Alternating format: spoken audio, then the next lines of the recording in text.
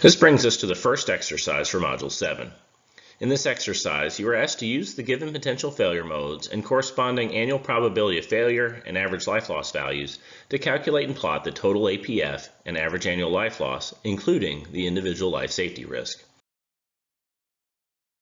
Column D and F provide the APF range, and you are asked to determine the mean in column G.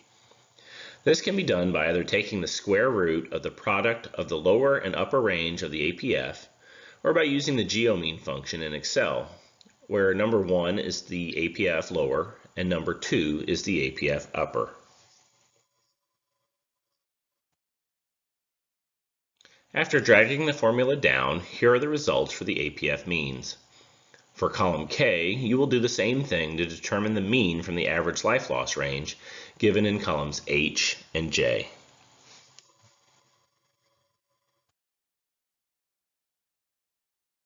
Now that we have calculated all of the mean values, we need to calculate the average annual life loss for each potential failure mode. That is done by multiplying the APF mean by the average life loss mean for each failure mode.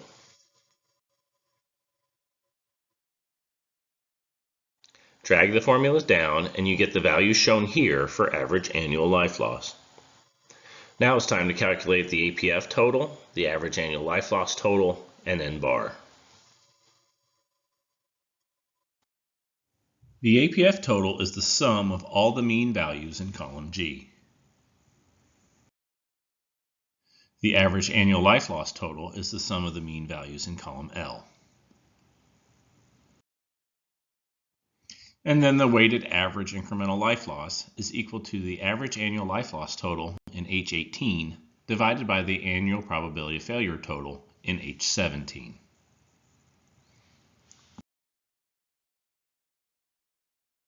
Using the results from the now completed table, you can plot the individual potential failure modes, the blue boxes, and the total, the red box, on the life safety risk matrix, and use the total APF to calculate and plot the individual risk.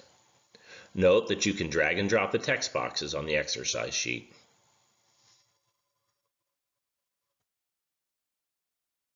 Here are the results of exercise 7.1.